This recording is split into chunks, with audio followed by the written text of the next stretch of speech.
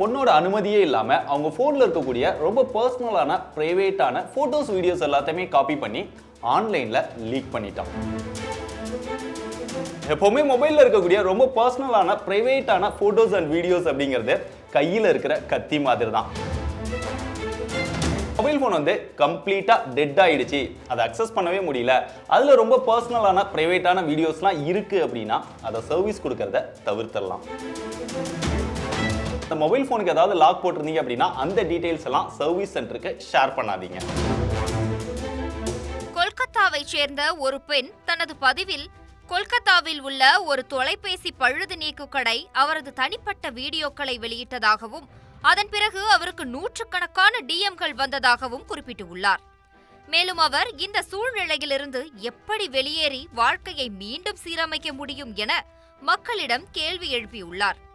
அவரது பதிவில் கொல்கத்தாவில் உள்ள தொலைபேசி பழுது நீக்கு கடை எனது தனிப்பட்ட வீடியோக்களை வெளியிட்டது, இந்த பாதிப்பிலிருந்து எப்படி மீண்டு வருவது என்று எனக்கு தெரியவில்லை என குறிப்பிட்டுள்ளார். நான் தற்போது முழுமையாக உடைந்து போயிருக்கிறேன். இந்த சம்பவத்திற்கு பிறகு எனது பெற்றோர்கள் என்னோடு பேசுவதை நிறுத்திவிட்டனர். எனது அனைத்து சமூக ஊடக கணக்குகளையும் நான் நீக்கிவிட்டேன். தொலைபேசி எண்ணை மாற்றினேன். அனைவரிடமிருந்தும் தனிமைப்படுத்திக் கொண்டேன் என்று அந்த ரெடிட் பயனர் எழுதியுள்ளார். மேலும் தான் இப்போதெல்லாம் அறையை விட்டு வெளியே செல்வதே இல்லை எனவும் மக்களை சந்திப்பதை தவிர்ப்பதாகவும் தொலைபேசி பயன்படுத்துவதையே நிறுத்திவிட்டேன் எனவும் என் முழு வாழ்க்கையும் இடிந்தது போல தோன்றுகிறது, இதிலிருந்து எப்படி மீண்டு வருவேன் என்று தெரியவில்லை எனவும் வேதனையுடன் உருக்கமாக பதிவிட்டுள்ளார். அவர் தொடர்ந்து, இதே போன்ற சூழ்நிலையை யாராவது எதிர்கொண்டிருக்கிறீர்களா? உங்கள் நம்பிக்கை, தனி உரிமை மற்றும் நற்பெயர் இப்படி அழிக்கப்பட்டிருக்கும் போது எப்படி அதிலிருந்து மீண்டு வருவது என்றும் கேள்வி எழுப்பியுள்ளார். ரெடிட் பயனரான அந்த பெண்ணின் பதிவு இணையத்தில் தற்போது பேசுபொருளாகியுள்ளது. கொல்கத்தாவை சேர்ந்த ஒரு பொண்ணு அவங்களோட மொபைல் போனை சர்வீஸ் கொடுத்துருக்காங்க.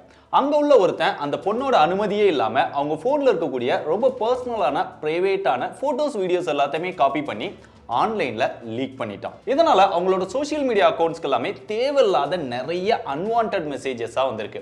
இதை பார்த்த உடனே அவங்க எல்லா சோசியல் மீடியா அக்கௌண்ட்டுமே க்ளோஸ் பண்ணிட்டாங்க. அது மட்டும் இல்லாம அவங்களோட பேரண்ட்ஸ் கூட அவங்க கிட்ட சரியா பேசுறது இல்ல அப்படின்னு சொல்லியிருக்காங்க. சோ இந்த ஒரு இன்சிடென்ட்டால சடனா அவங்களோட லைஃபே கொலாப்ஸ் ஆன மாதிரி ஃபீல் பண்றதா சொல்லியிருக்காங்க. பொதுவா இந்த மாதிரி மொபைல் போனை சர்வீஸ் கொடுக்கறதுக்கு முன்னாடி சில விஷயங்களை ஃபாலோ பண்ணணும். உங்க மொபைல் போன் வந்து ஆன்ல தான் இருக்கு அப்படின்னா சாம்சங் மாதிரி சில போன்ல மெயின்டெனன்ஸ் மோட் அப்படின்னு ஒன்று இருக்கும். அதை ஆன் பண்ணிட்டீங்க அப்படின்னா உங்க மொபைல் போன்ல இருக்கிற எல்லா டேட்டாவுமே கம்ப்ளீட்டா என்கிரிப்ட் ஆயிடும்.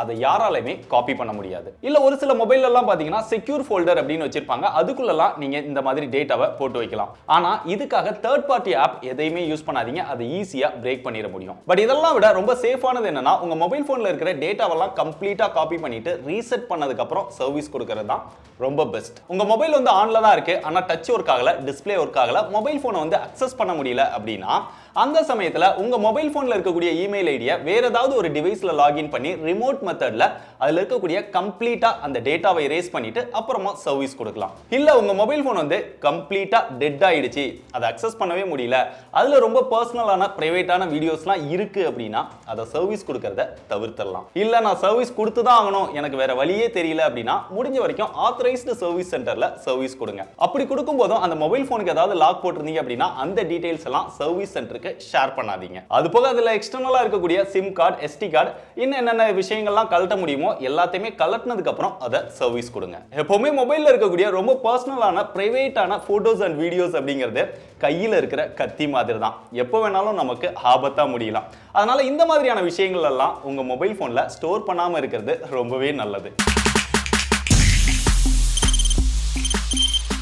தவிர்க்க முடியாத தம்ப்நெயில்ஸ், கலக்கலான கண்டென்ட்ஸ், சினிமாவும் சீரியஸ் பிரச்சனைகளும், பல வருடங்கள் இடைவெளி இந்த படத்துல கலகலப்பும் கைகலப்பும், me to love you, thank you அவர்களை மாஸ் ஏத்துறது தியேட்டர் தெரிக்குதுனாலே டன் தான். பிரேக்கே இல்லாமல் பிரேக்கிங் நியூஸ் சொல்லும் தந்தி டிவி ஆப். இன்ஸ்டா தலைமுறை வரை இறங்கி அடிக்கும் தந்தி டிவியின் டிஜிட்டல் எக்ஸ்க்ளூசிவ். அது தண்ணிக்குள்ள போகும்போது ஹேங் ஆயிடுச்சு. உங்களுக்கு விஜய் சார் எந்த அளவுக்கு ரொம்ப பிடிக்கும்? Of course, Malayalis are huge Vijay sir fans. ரெண்டு பேருமே ரொம்ப பிடிக்கும் எனக்கு. தந்தி டிவி ஆப்பை இலவசமா டவுன்லோட் செய்யுங்க. ஃபாலோ பண்ணுங்க, சப்ஸ்கிரைப் பண்ணுங்க, என்ஜாய் பண்ணுங்க.